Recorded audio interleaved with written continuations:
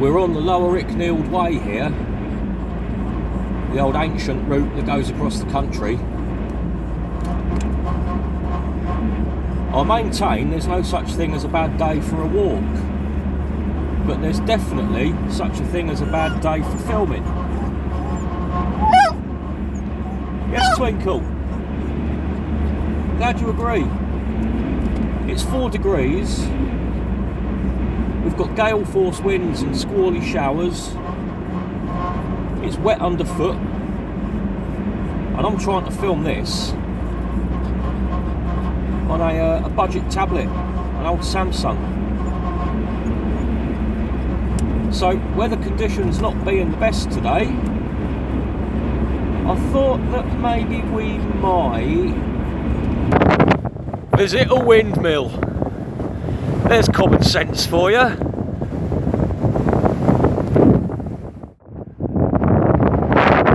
really hope you can half hear me. I'm kind of shielding the microphone on the tablet with my hand and talking as close to it as I can. This is Pitstone Windmill. Sitting just about a mile away maybe from Ivanhoe Beacon over there.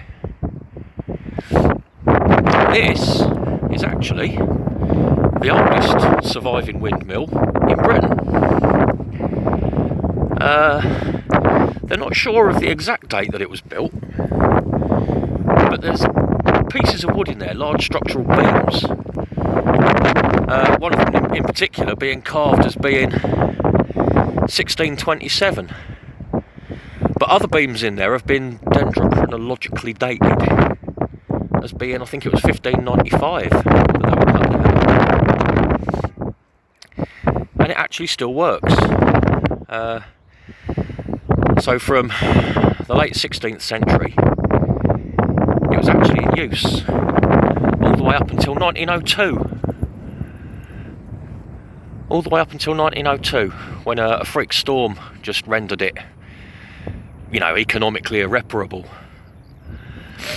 It's quite an unusual type of windmill because it's what they call a post windmill.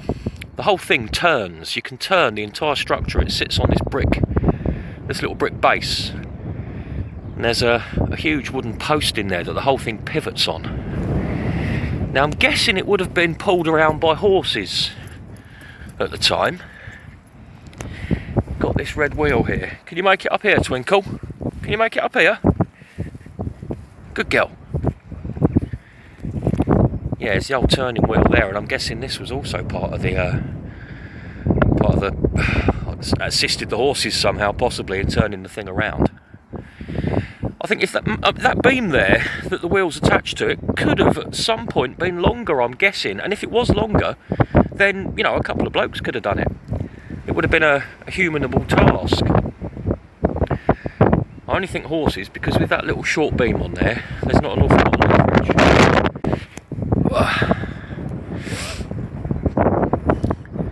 And now obviously they need funding to keep the thing standing. So I'm definitely going to be coming here once everywhere's open again. I've walked past here a few times. Never actually come along on a day that it was open. I've been inside and had a look. Right. What a day to be filming, eh?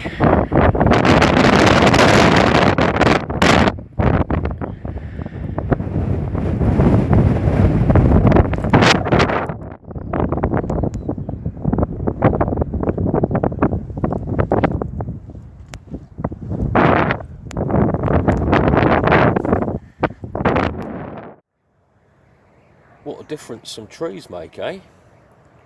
It's just as windy up here. We're even higher up than where the windmill was. The wind's probably stronger. But up here in the trees, it makes a huge difference. This is Ashridge forest. I've come up the side of the beacon from the windmill. There's a bit of wind. That's probably not too bad for you though. Came up the side of the beacon from the windmill and come into Ashridge forest. We're going to take a walk through the forest and have a look down at the windmill from Steps Hill. I've not been onto Steps Hill before. It looks down over the windmill, and I'm guessing you can probably see the beacon from there as well. This massive great big old beech tree looks like it might have come down in the recent wind that we had. It's a big old beach, and if you come around and look at the break, it looks as though, I don't think it's happened in the very recent high winds that we've had in the last few days. You've got this big rotted out scar at the base, look. It's snapped off just above, and it's quite a fresh looking break. I don't think this one came down too long ago, but it was a big one.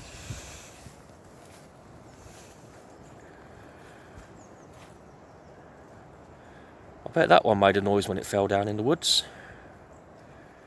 Look at its neighbours, they all seem to be about the same age, same size. And that one was a bit too rotten at the bottom and a bit too heavy at the top. Right then, Twinkle, are you going to lead the way?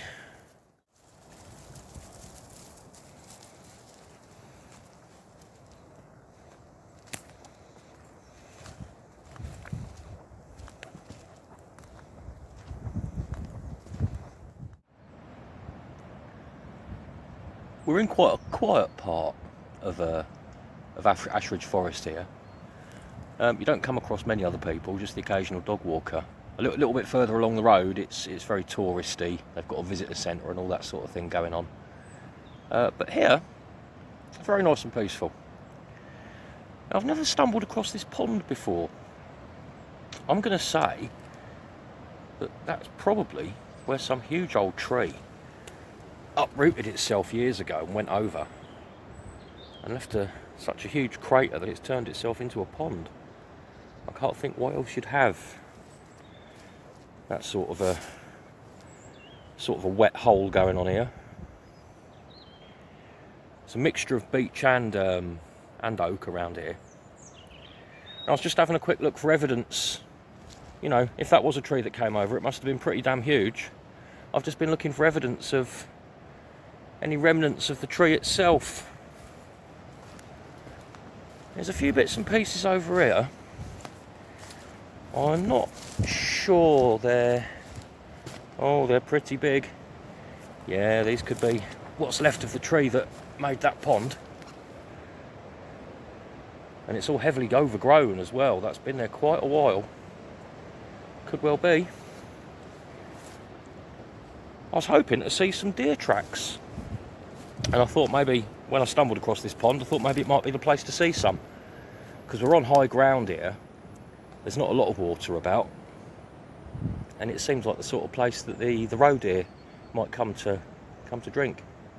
You get lots of roe deer here. Specifically in Ashridge Forest. There's a lot of muntjac deer in the general area. My cousin even gets them in his back garden.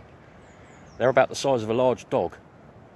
But the roe deer that we get here in Ashridge, they're whacking great, you know, massive great big deer. I think when society collapses, I'll be up here with my crossbow.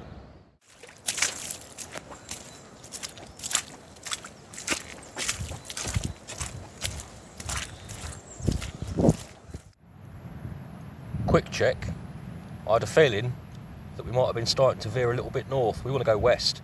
There's so many little footpaths crisscrossing all over the place here, and of course in the woods it's always easy to lose which way you're going. So, let's not go that way. Let's head that way a little bit. You can hear that wind buffeting the edge of the forest, can't you?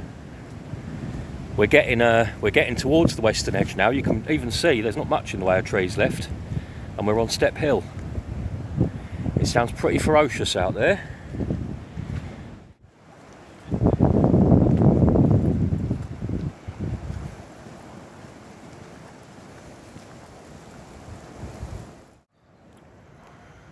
Right, we've made it all the way through the woods to the edge of Step Hill, but unfortunately the path that we've chosen to take, you can't actually see the windmill.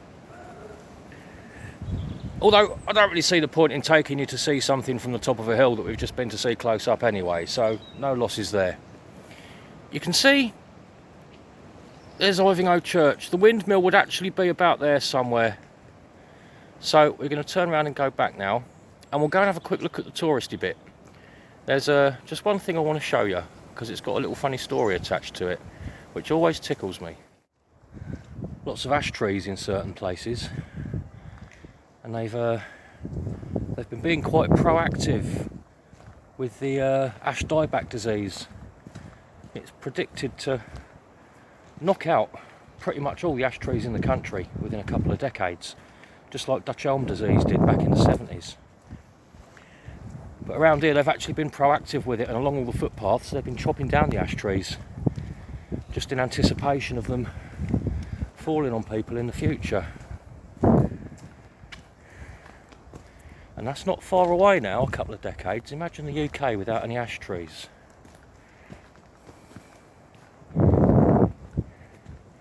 Not something I'm used to seeing.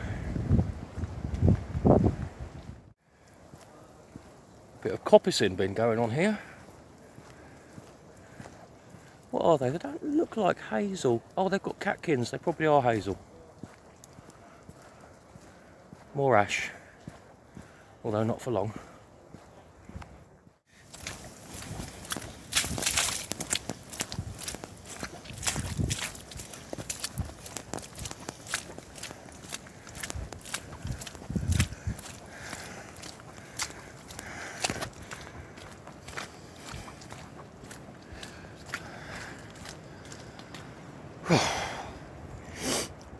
I watched a YouTube video yesterday evening. What's the guy's name? Simon Roper. He's like he's an old languages expert of some sort. And it was an interesting video. He held a conversation with somebody in two sister languages. He was speaking Old English, and the person he was speaking to was replying in Old Norse, both about 1,000 years old. And it's funny how people's greetings haven't actually changed all that much over the time, because they both said to each other, well, this is in Old English, I can't remember exactly what it was in Old Norse, but in Old English it was a Goldweder. And the Norse was something very similar. Goldweder means good weather. And it was used in the same sort of way as people might now say, take care, mind how you go, all the best to you. When the weather was so much more important to people, they'd use Goldweder. Here's hoping.